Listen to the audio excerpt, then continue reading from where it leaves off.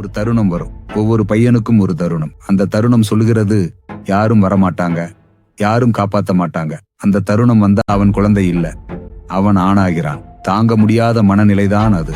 ஆனா அவசியமானது. யாரும் வரமாட்டாங்கன்னு உணர்ந்ததுமே வாழ்க்கை மாறும். யாரும் உனக்காக காலையில எழுந்து புத்தகம் எடுத்துக்க சொல்ல மாட்டாங்க. யாரும் உனக்காக அந்த கடுமையான முடிவுகளை எடுக்க மாட்டாங்க. யாரும் உனக்காக பிசினஸ் ஆரம்பிக்க மாட்டாங்க. அது எல்லாம் நீயே பண்ணணும். நீ இப்போ செய்ய விருப்பமான விஷயம்தான் செய்வீங்க, அல்லது பழுவில்லாத விஷயம்தான் செய்வீங்க. ஆனா முக்கியமா நீயே உன்னை உருவாக்கணும். நீயே உன்னை முன்னேற்ற வைக்கணும். நீ ஏன் அந்த வேதனையை அனுபவிக்கணும்? ஏன் சில விஷயங்கள் உனக்கு தாங்க முடியல? அது உன்னோட தவறில்ல. ஆனா அதை பழி போட முடியாது. அதற்கான பொறுப்பு உனக்குத்தான். யாரும் காப்பாற்ற வரமாட்டாங்க. நீதான் திரும்பி போய் உன்னோட ஆரம்ப புள்ளியை கண்டுபிடிக்கணும். டேவிட் காக்கின்ஸ் சொல்றாரு, நீயே இல்லனா உனக்காக யாரும் இருக்க மாட்டாங்க. அப்படித்தான் வாழ்க்கை, உண்மையான வாழ்க்கை. யாரும் உனக்காக பொறுப்பு எடுக்க தேவையில்லை. யாரும் உனக்கு பயிற்சி கொடுக்க தேவையில்லை. நீயே எல்லாம்.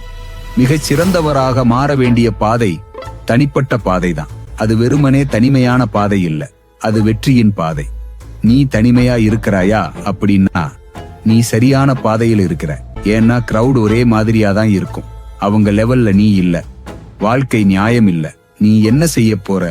நீ ஹீரோவா மாற வேண்டுமா? உனக்குள்ள நம்பிக்கை இருந்தாதான் போதும்.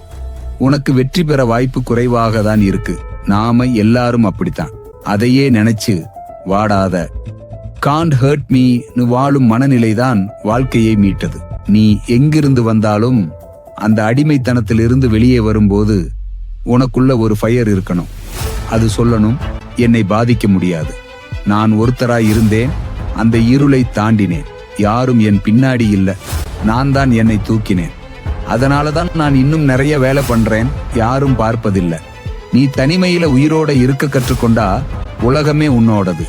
தனிமையான நேரம்தான் உனக்கு நீ யாரு, உனக்கு என்ன முக்கியம், அது எல்லாம் தெரிஞ்சிக்க வாய்ப்பு. ஒரே ஒருத்தர் தான் உனக்காக இருப்பார், ஒரு நீங்க தான். நம்மள நாம நம்பிக்கையோட பார்ப்பது முக்கியம்.